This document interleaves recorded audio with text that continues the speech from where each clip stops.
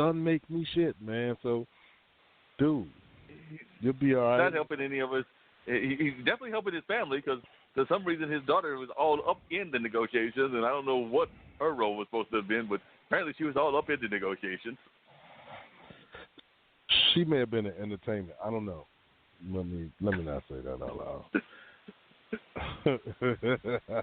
Hey, I actually mentioned that to a friend of mine. I was like, it could have been the entertainment. It might have done a song and dance act for all we know.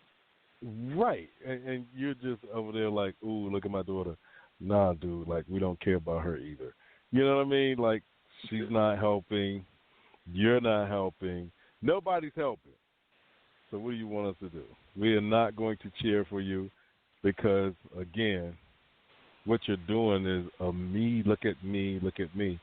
And when you have individuals who are like that, you tend to ignore them now. It's like, oh, he's on this little thing again. You know what I mean?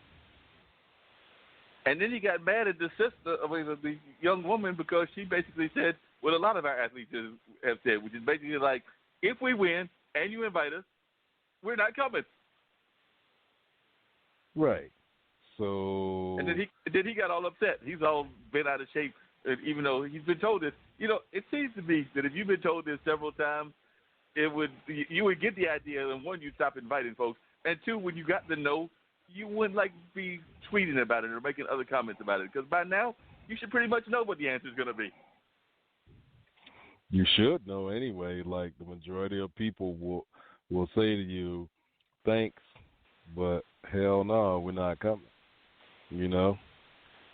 But he's still gonna. I guess it's a tradition. You know what I mean? I don't know. I don't get it either. But he's gonna go there and he's gonna try to make you feel like you should be heading there and everything.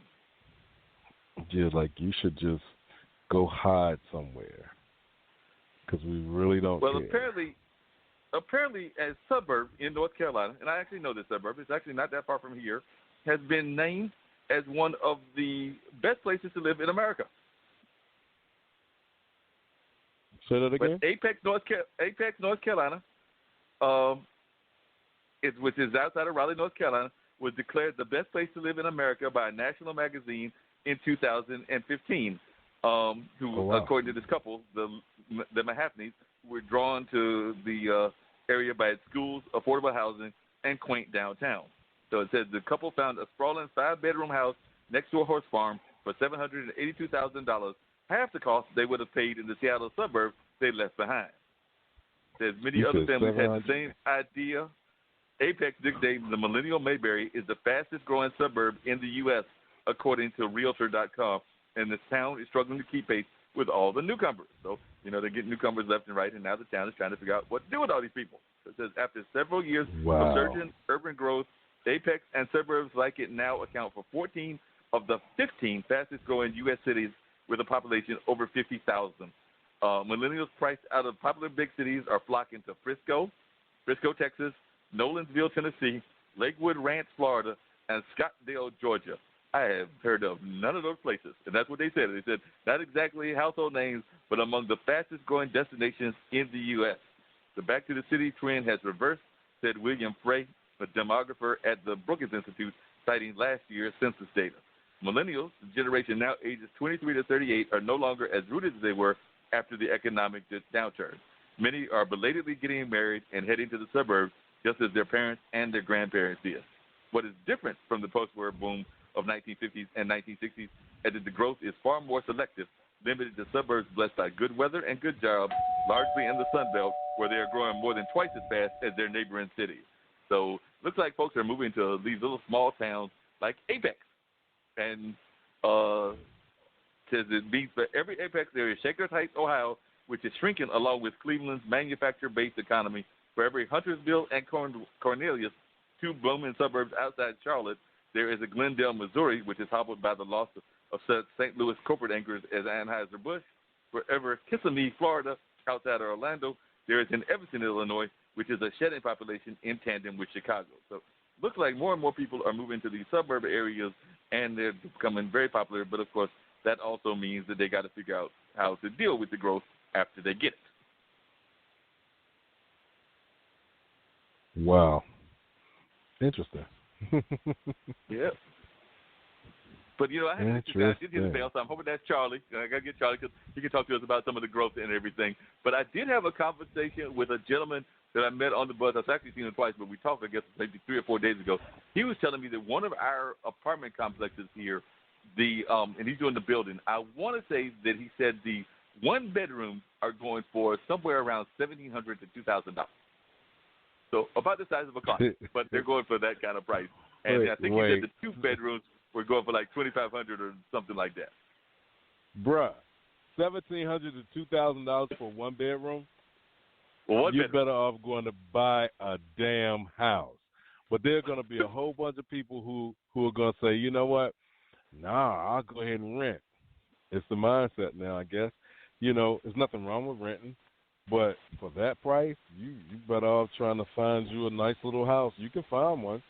You just don't need to get the one with the 8 bedrooms and the 4 bathrooms and, you know, stay within your means. You'll be fine, but I guess it's different now. Maybe. Yeah, it must be a different attitude. Yeah. Did I hear the bell earlier?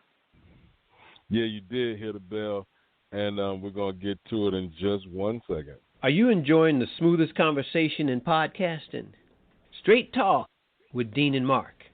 Hi, this is DJ Smooth Jazz, syndicated radio host and co-owner of Portfolio Group LLC, your smooth jazz lifestyle and entertainment group with offices in Durham, North Carolina.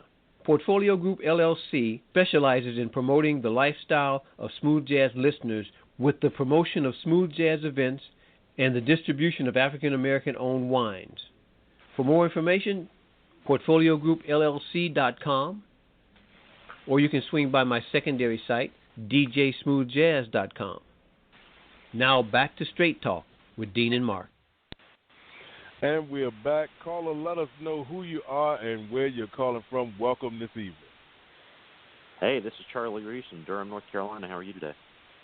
Hey, all right, Charlie, how are you? Good you could call. Charlie is one of our political candidates. You know, we've had the pleasure of having both Jillian Johnson on, and we've had the pleasure of having Javier on. They're actually putting together a ticket, which I did not realize. I guess the ticket also includes, because all 4 of you are going to this event on, I think it's later this week or later this month, together with the mayor. So is the mayor part of this ticket now? I was not quite sure what was going on there, because I saw his name was on the list along with the 3 of you. So is the mayor part of this ticket that is put together now as well? Yeah, Bull City Together is what we're calling the joint policy platform that the 3 of us have put together over the last 6 months or so. And our 3 campaigns support that common platform. We're doing a bunch of campaign events around that platform. The mayor has not signed on yet, but he will be attending our filing party kickoff Friday at 11:30 at Black Wall Street Gardens. That's just basically across the street from the Board of Elections, and then I think the 4 of us are going to go over and fill out our paperwork to run for office this year. And Charlie, what actually got you to decide you wanted to run for office? And we were just talking before you got on. Well, first we were talking to some blues artists, but then we were just talking, me and Dean, about how Apex is growing by leaps and bounds, and apparently it's all because of some of the gentrification that's been going on in places like Durham and Raleigh. So now they're trying to figure out what to do with all of this growth that they've got. But I was wondering, was that the housing issue? Is that one of the issues that has caused you to want to run for this office? And what are some of the other issues that are important to you? Absolutely. No, I think, my wife and I moved to Durham in 2007, just before we got married, and both of our daughters are being born and raised in the city. And what we've seen over the last 10 years is a city that's really changing underneath our feet. And one of the things that pushed me to run for public office in 2015, when I was first elected to the city council, was the idea that local government can't solve every problem, but the areas where we can make a difference, we really have to try. And so I've spent the last 4 years pushing, prodding, and cajoling the city administration to devote a considerable more time, energy, passion, and perhaps most importantly, money to preserve and create new homes that are affordable to working families in Durham. And so that's one of the main reasons I ran for public office. That's one of the main reasons I'm running for re-election. We're going to have a bond referendum on the ballot in November that would authorize the city to borrow $95 million over the next 5 years. Most of that money will go toward renovating the Durham Housing Authority communities in and around the downtown core, and that's the really the core of the lowest cost affordable housing for poor folks in Durham. The bond will do a lot of other things, but that's one of the reasons I'm running for re-election, is because I want to make sure that this bond passes, that it's done right, and that we have the right kind of oversight about how the money is spent and what we're buying with it. But a lot of things influenced me to run for public office. I was always also really interested in making sure that Durham had the kind of economy that doesn't leave folks out who've traditionally been left out of economic development. And so that's another thing we've been pushing really hard on over the next 4 years. We're going to continue to make progress in the coming years as well. Yeah, because one of the things that I was really shocked about, and I talked to Dean about this right before the first guest came on and everything, was I had gone to a rally. I actually saw Jillian at the rally as well as Zach Hawkins. There was a block party / rally revolving around domestic workers and some of the things that they have to go through and everything. And when I heard that lady, and I was telling Dean about this on the show earlier, talk about that she was living off of $7.50 an hour. I'm sitting there going like, I don't know anybody that can make it off of $7.50 an hour. And I know that we're also trying to get our fast food workers up to $15 an hour, but just $7.50 an hour seems almost next to impossible. And this was not a woman that didn't have kids of her own. So I mean, we're not talking like just $7.50 just by yourself would be hard enough, but incredible. We're talking $7.50 is what she's using to be able to try to live while raising her own family. Well, when it comes to wages, this entire country has not kept up with the cost of living in terms of our minimum wage. And in North Carolina, and especially in Durham, the situation is even more dire because the cost of housing has increased considerably over the last number of years, and wages just haven't kept up. The General Assembly prevents local governments like the city of Durham from creating a local minimum wage, so we have to go by the state minimum wage. But what the city can do, what we have done, is pay our workers, the workers that work for the city of Durham, a living wage. And so 2 years ago, we passed a minimum living wage ordinance for city workers. At the time, it only applied to full-time workers, but with the upcoming budget that we just approved 2 weeks ago, we got our part-time workers included in that as well. A really important step for the city, I think, to put our money where our mouth is. We talk a lot. All of us on the city council as politicians, we talk a lot about paying workers a living wage. We criticize, big multinational companies like McDonald's for paying, slave wages essentially to their employees who work long hours, who've been there for many years. How can we do that with a straight face and not pay our own workers, all of our workers, including our part-time workers, a minimum, a living wage? And so that's going to happen this year. The Durham City minimum wage for city workers is $15.46 an hour. It's indexed to inflation, so it goes up a little bit every year. And with the coming budget, our part-time workers will be included with our full-time workers so that we can actually say with a straight face that we support living wages in the city of Durham. That we can't make that the rule for every employer in Durham, although I would vote for that tomorrow if we could. But I think we can lead by example in this marketplace and in this labor market. We can say this is what employers should be doing. This is what workers should expect. And we really are putting our money where our mouth is in this budget, and I'm really proud of that.